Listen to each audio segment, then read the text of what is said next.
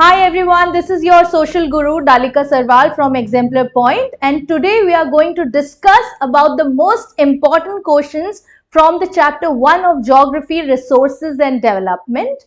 I hope you all are preparing very well for your board examinations, and in that order I am here to help you with some important questions. Okay, so let's discuss कि सबसे पहले resource होता क्या है, what is resource and what we are doing regarding its development, what we are doing for its development. Okay, let's proceed guys. सबसे पहले आपको बता देते हैं कि रिसोर्सेज होते क्या है. मुझे पता है ज्योग्राफी बहुत मुश्किल लगती है बहुत सारे बच्चों को, क्योंकि इसमें बहुत सारा कंटेंट है और इसमें बहुत सारी आंसर मेकिंग है. बट डोंट यू वरी, हम अपना वही फॉर्मेट यूज करेंगे. ठीक है, वो सब काम हम आपके लिए आसान कर चुके हैं, मैंने आपको बताया था. और ये नोट्स, ये जो भी पीपीटीज हैं, पीडीएफ फॉर्म में आपको मिल जाएंगी हमारे टेलीग्राम ग्रुप पे, तो उसको आप रेफर कर सकते हैं. एंड डोंट वरी, आप लोग बहुत इजीली ज्योग्राफी में आंसर्स को पोर्ट्रे कर सकते हैं. ठीक है, you can portray your answer in a very very effective manner and you can gain great marks. Don't worry about that. Only focus, okay, only concentrate and try to just practice it as much as you can.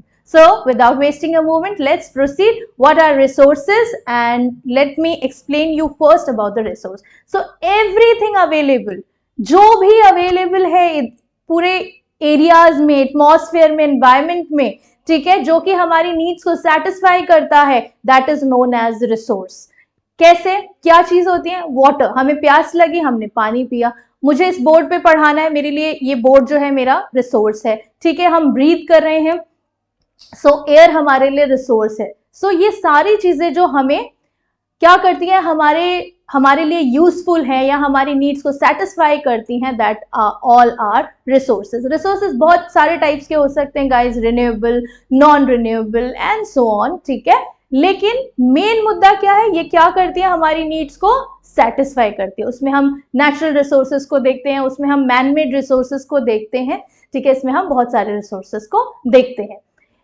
अब दूसरी बात ध्यान से समझने वाली ये है कि वो सारी चीजें जो हमारी नीड्स को सेटिस्फाई करती हैं वो तो रिसोर्स है, लेकिन उसमें 3 चीजों का हमें खास ध्यान रखना है. वो चीजें कैसी होनी चाहिए, वो रिसोर्सेज कैसे होने चाहिए. सबसे पहली चीज, टेक्नोलॉजिकली एक्सेसिबल होने चाहिए, यानी कि ऐसी टेक्नोलॉजी होनी चाहिए जिसके थ्रू मैं उस रिसोर्स को एक्सेस कर पाऊं. ठीक है, अगर मैं आपको पढ़ा पा रही हूं जस्ट बिकॉज मेरे पास ये टेक्नोलॉजी, ये सेटअप है. ठीक है, so this is a resource for me, but ये टेक्नोलॉजिकली भी एक्सेसिबल है. अब दूसरी बात आती है इसमें, दैट इज इकोनॉमिकली फिजिबल. अब ये टेक्नोलॉजी से जो मैं काम कर रही हूँ, जैसे ये बोर्ड लगा हुआ है, ठीक है, तो मैं इससे अपना काम कर रही हूँ, तो वो मेरे लिए पॉकेट फ्रेंडली भी होना चाहिए. वो इतना भी महंगा नहीं होना चाहिए कि उसके एक्सट्रैक्शन में ही मेरा सारा का सारा पैसा लग जाए. अगर मैं कहीं पर उसको एक्सट्रैक्ट करने के लिए जो पैसा लगा रही हूँ कहीं पर भी, ठीक है, उस नेचुरल रिसोर्स को अगर मैं एक्सट्रैक्ट करने के लिए पैसा लगा रही हूँ, तो इतना पैसा नहीं लगना चाहिए कि वो पॉकेट फ्रेंडली ना हो. ठीक है, इसके बाद तीसरी चीज और सबसे इंपॉर्टेंट चीज आती है कल्चरली एक्सेप्टेबल. वो ऐसे रिसोर्सेज होने चाहिए गाइस जो कल्चरली एक्सेप्टेबल हो, जिसको सोसाइटी एज अ होल भी रिसोर्स मानती हो. जैसे आपके लिए रिसोर्स क्या है, आपका मोबाइल फोन, आपका लैपटॉप. ठीक है, और अब तो कल्चरली भी एक्सेप्टेबल हो गया है, so not an issue. Okay guys, let's just revise it once again. Technologically accessible, economically feasible, fee, ठीक है, पैसा, economically feasible, and third thing is culturally acceptable. अब इसके बाद आगे देखो, human being is the centre of attraction here. ठीक है, फिजिकल एनवायरनमेंट और nature. Whenever we are talking about the nature, okay, so nature ने हमें बहुत सारे रिसोर्सेज प्रोवाइड किए हैं, जैसे water, sunlight, air and what not. Okay, इसके बाद हमारा ह्यूमन बीइंग का काम क्या हो जाता है, कुछ ऐसी टेक्नोलॉजी बनाना जिसके थ्रू हम उसको एक्सेस कर सकें. जैसे मैंने एग्जांपल दिया कि मैंने ट्री से वुड क्रिएट किया, तो उसके लिए भी तो मुझे एक टेक्नोलॉजी चाहिए ना. तो वो टेक्नोलॉजी किसने डेवलप की, that is developed by the human beings. Okay, इसके बाद तीसरी चीज आ जाती है इंस्टीट्यूशंस, और ह्यूमन बीइंग्स ने कुछ इंस्टीट्यूशंस सेट किए जहां पर ये सारे काम किए जाते हैं। So human being is the centre of attraction, उसके इंटरवेंशन के बिना या उसके इंटरफेरेंस के बिना कुछ नहीं हो सकता, ठीक है।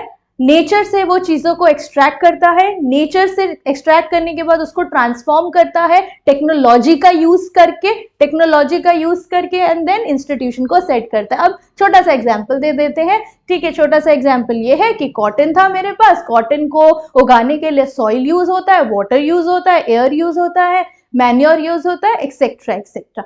इसके बाद उन सारे नेचुरल रिसोर्सेज को यूज करने के बाद हमारे पास एक नेचुरल प्रोडक्ट आया जिसका नाम है कॉटन, और उस कॉटन को हमने भेज दिया कहाँ पे, हमने भेज दिया हमारी फैक्ट्री में, जहां पे वो बन गया हमारा कपड़ा, ठीक है। यानी कि टेक्नोलॉजी को यूज करके वो जो रॉ कॉटन था, वो जो नेचुरल रिसोर्स था, वो क्या बन गया है, वो एक कपड़ा बन गया है जिसको हम क्या कर सकते हैं, पहन सकते हैं। अब डायरेक्टली हम लोग कॉटन तो नहीं पहन सकते ना, हम कॉटन क्लोथ्स पहनेंगे। सो दैट इज वाई उस टेक्नोलॉजी को एक्सेस करके वो क्या बन चुका है, वो एक यूजफुल चीज बन चुकी है, यानी कि वो हमारे नीड्स को सेटिस्फाई करती है। तो वो क्या हुआ, रिसोर्स हो गया।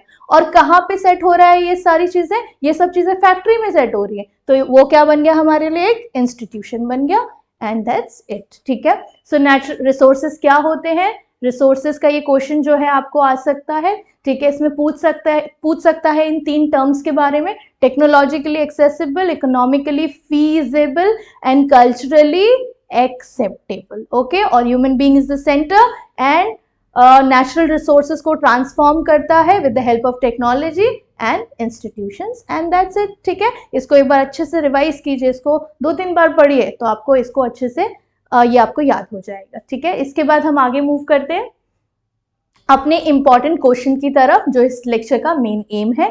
So let's see this guys, why is resource planning essential. मैंने बहुत इंपॉर्टेंट क्वेश्चंस डाले हैं, ठीक है। इनको छोड़ के मत जाना, वीडियो को पॉज कर लेना, थोड़ा रिवाइज कर लेना, जब मैं आंसर बता दूं बुलेट पॉइंट्स के साथ। अभी वैसे हम देखेंगे what are bullet points, what are keyword, तो इसको रिवाइज करने के बाद एक बार वीडियो पॉज करके एक बार मन ही मन इसको रिवाइज कर लेना, एंड देन दैट्स इट, ठीक है। चलो, सो सबसे पहले क्वेश्चन को समझ लेते हैं। What is resource planning, why is resource planning essential, and planning is the widely accepted strategy for the judicious use of resource in a country like India. Justify the statement with 2 relevant points and example and so on.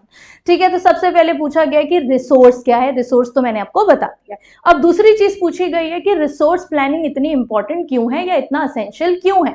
क्योंकि बेटा देखो, जो चीज renewable है, जो n number of quantity में हमारे पास available है, जैसे सनलाइट कभी खत्म नहीं हो सकती, एयर कभी खत्म नहीं हो सकता, तो दैट इज फाइन, हम उसको कितना भी यूज कर ले कोई दिक्कत नहीं है। लेकिन बहुत सारे ऐसे रिसोर्सेज हैं हमारे पास जो कि रिन्यूएबल नहीं है, ठीक है, जो कि नॉन रिन्यूएबल रिसोर्स है, जो कि एग्जॉस्ट हो जाएंगे, जो कि खत्म हो जाएंगे, जस्ट लाइक फॉसिल फ्यूल्स, कोल, पेट्रोलियम, डीजल एक्सेट्रा। तो इनको बचा के चलना हमारे लिए बहुत जरूरी है, ठीक है। पहला तो ये पॉइंट हो गया, बचा के चलो भैया, वरना सब खत्म हो जाएगा।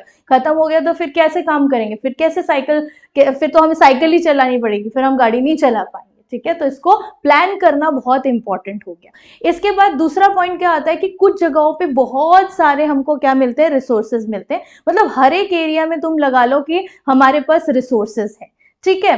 लेकिन अब जरूरी नहीं कि जो रिसोर्स मुझे अरुणाचल प्रदेश में मिलता है वही रिसोर्स मुझे राजस्थान में भी मिलता हो। तो जहां जो रिसोर्स ज्यादा है और जहां वो रिसोर्स कम है, वहां पे उसको बैलेंस करने की कोशिश की जाएगी। तो इसलिए भी रिसोर्स प्लानिंग बहुत इंपॉर्टेंट है, ठीक है। तो 2 रीजंस मैंने बता दिया। अब देखते हैं, बातें तो बहुत हो गई, अब देखते हैं आंसर में कैसे पोर्ट्रे करना है। ये एक फॉर्म बना रखा है आपके लिए सो दैट आप इसको इजीली मेमोराइज कर पाए।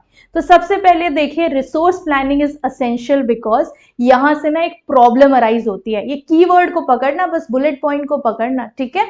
तो इस बुलेट पॉइंट को तुम लोग पकड़ लोगे, क्योंकि अगर हम रिसोर्स प्लानिंग नहीं करेंगे तो हमको एक बहुत बड़ी प्रॉब्लम हो जाएगी। जैसे हम पढ़ाई नहीं करेंगे तो हमें एग्जाम के टाइम पे एक बहुत बड़ी प्रॉब्लम हो जाएगी। क्या प्रॉब्लम होगी, तुम्हारे मार्क्स नहीं आएंगे, है ना। अब यहाँ क्या प्रॉब्लम होगी, यहाँ प्रॉब्लम होगी ओवर यूटिलाइजेशन ऑफ रिसोर्सेज। अगर हम प्लान नहीं करेंगे प्रॉपरली तो रिसोर्सेज को ओवर यूटिलाइज किया जाएगा, उसको ठीक से यूज नहीं किया जाएगा। जहां है वहां पे यूज होते जा रहा है, और जहां नहीं है वहां बिल्कुल ही नहीं है बेचारों के पास, ठीक है। तो ऐसी सिचुएशन आ जाएगी। तो एनीवेज हमारा बुलेट पॉइंट क्या है, प्रॉब्लम, ठीक है, रिसोर्स प्लानिंग करना क्यों इंपॉर्टेंट है, क्योंकि अगर हम उसको नहीं करेंगे तो एक प्रॉब्लम अराइज हो जाएगी। उसके बाद दूसरा हमारा बुलेट वर्ड है लिमिटेड इन क्वांटिटी। कुछ ऐसे रिसोर्सेज हैं हमारे पास जो मैंने अभी बताया लिमिटेड है क्वांटिटी में, ठीक है। इसके बाद तीसरी चीज आ जाती है अनइक्वल डिस्ट्रीब्यूशन। ये भी मैंने अभी आपको बताया, मैं ऐसा एक्सपेक्ट नहीं कर सकती कि जो रिसोर्सेज मुझे अरुणाचल प्रदेश में मिल रहे हैं वही रिसोर्सेज मुझे राजस्थान में भी मिल जाए, यानी कि अनइक्वल डिस्ट्रीब्यूशन है रिसोर्सेज का। So there is unequal distribution of resources. And then after that अब इसमें एक पॉइंट और भी आता है गाइस, इसमें एक पॉइंट क्या आता है, रिच लोग, ठीक है, जो रिच हैं, ठीक है, जो सोसाइटी में पावरफुल हैं या रिच हैं, ठीक है, रिच कम्युनिटी को जो है कभी कभी ज्यादातर रिसोर्सेज ज्यादा मिलते हैं as compare to poor people, ठीक है। जैसे हम देख सकते हैं कुछ सोसाइटीज हैं जहां 24 घंटे पानी आता है और कुछ ऐसी सोसाइटीज हैं जहां सिर्फ सुबह आधा घंटा पानी अवेलेबल होता है और पानी के लिए लाइन लगती है, ठीक है, that way. So unequal distribution is there.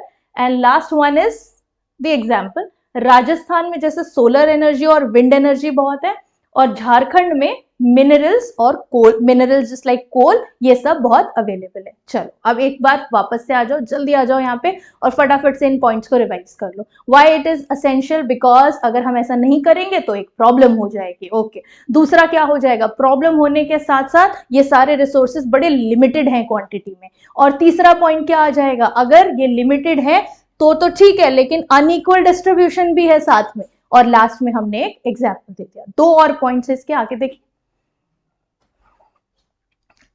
Conservation, ठीक है। कॉन्जर्वेशन में मैं देखती हूं कि क्यों करना जरूरी है, क्योंकि कॉन्जर्वेशन करना इसलिए भी जरूरी है क्योंकि ये फ्यूचर के लिए, सेविंग फॉर फ्यूचर जनरेशंस। अगर हमारे एंसेस्टर्स ऐसा सोचते कि हम तो कुछ सालों बाद मरने वाले हैं अल्टीमेटली, तो हम सब चीजें यूज कर लेते हैं, हम सारा कोल यूज कर लेते हैं, हम सारा पेट्रोल यूज कर लेते हैं, तो शायद आज हम उन चीजों को एक्सेस नहीं कर पाते। So that for that reason it is very important, it is crucial to save things, save resources for the future generations as well, okay।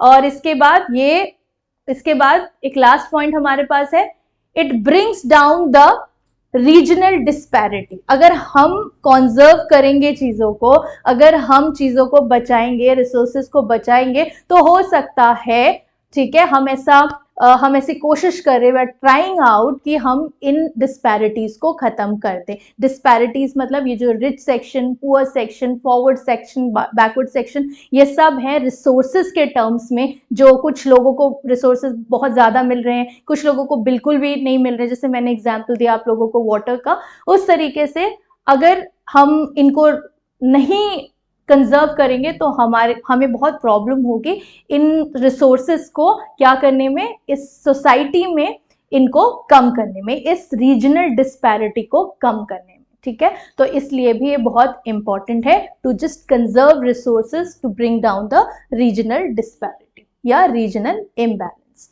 Okay, so bullet points देख लीजिए वापस से, फटाफट से देखिए वापस, एक बार पॉज करके इसको समझ लीजिए। अगर हम रिसोर्स प्लानिंग नहीं करेंगे तो प्रॉब्लम होगी किस चीज की, ओवर यूटिलाइजेशन की, क्योंकि वो बहुत लिमिटेड है क्वांटिटी में, और उसके साथ साथ अनइक्वल डिस्ट्रीब्यूशन है, और साथ साथ राजस्थान का एग्जाम्पल देखिए और आगे एग्जाम्पल देखिए झारखंड का। उसके बाद हमारे लिए कंजर्व करना इसलिए भी जरूरी है रिसोर्सेज को, क्योंकि रिसोर्सेज जो हैं वो हमें फ्यूचर जनरेशंस के लिए भी बचाने हैं, सिर्फ अपने लिए नहीं। और इसके थ्रू हमें रीजनल इम्बैलेंसेस को भी कम करने में, रीजनल इम्बैलेंस को कम करने में, एक स्टेट से दूसरे स्टेट, एक जगह से दूसरे जगह के इम्बैलेंस को कम करने में भी काफी हेल्प मिलेगी, ठीक है।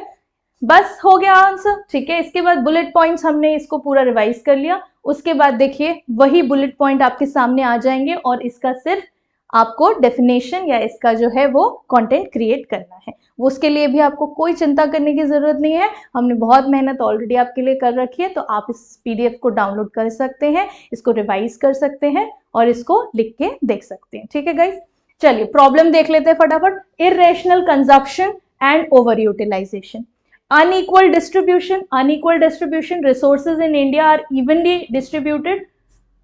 Some parts of country are rich in one are not evenly distributed. Some parts of the country are rich in one resource but deficient in other important resource. For example, Rajasthan is rich in solar and wind energy but lacks water resources, and Jharkhand is rich in minerals and coal deposit but lacks industrialization. So this way we have to just bring our answer, we just have to make our answer. okay? उसके बाद देखिए limited quantity है, अभी आया था ना point limited quantity का, उसमें देखिए most of the resources present in our environment are limited, therefore if these resources are not preserved for or not used rationally we will be in great trouble. अगर limited है quantity में, अगर हमने plan नहीं किया है इसको तो हम बहुत बड़ी मुसीबत में आ जाएंगे. ठीक है, उसी तरीके से जैसे अगर हम पढ़ाई को प्रॉपरली प्लान नहीं करते, सारे सब्जेक्ट को इक्वल टाइम नहीं देते, अच्छा टाइम नहीं देते, तो फिर एग्जाम के टाइम पे हम प्रॉब्लम में आ सकते हैं. That okay.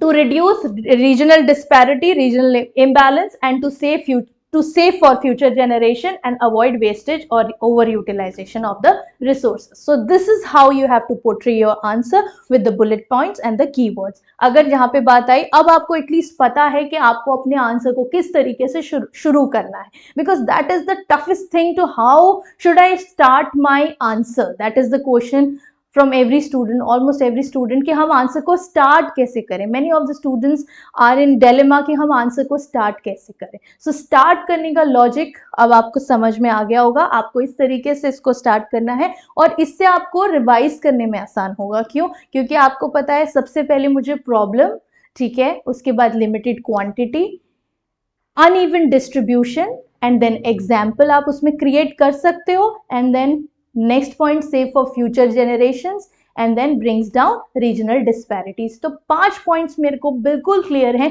कि मुझे एग्जाम में इस तरीके से लिखना है. उसके बाद बात आई अंदर के एक्सप्लेनेशन की, तो उसको हम एक बार गो थ्रू करेंगे और उसमें भी हम कीवर्ड्स ले सकते हैं. कीवर्ड्स कैसे? जैसे प्रॉब्लम में irrational consumption and over utilization, unequal distribution में आपने देखा ये तो बहुत ईजी सा है कि कुछ पार्ट में ज़्यादा है कुछ पार्ट में कम है, and then you can give example just like Rajasthan and Jharkhand. उसके बाद लिमिटेड क्वांटिटी की हमने बात की. लिमिटेड क्वांटिटी में भी हम यहाँ पे इस तरीके से लिख सकते हैं that most of the resources present in our environment are limited. ठीक है, तो ज़्यादातर ऐसे रिसोर्सेज हैं हमारी कंट्री में, हमारे एनवायरनमेंट में, जो कि लिमिटेड इन क्वांटिटी है. इसके बाद टू रिड्यूस रीजनल डिस्पैरिटी, इसको आप इसी तरीके से लिख दीजिए, कोई प्रॉब्लम नहीं है. उसके बाद to save for the future generation, future generation के लिए बचाना बहुत ज़रूरी है. और उसके बाद किस लिए ज़रूरी है? ताकि उसका ओवर यूटिलाइजेशन ना हो सके. तो इस पॉइंट को मैंने 2 जगह पर यूज़ किया है, but in a different way. ठीक है, so this is how you have to write your answer, and that is it. Thank you so much.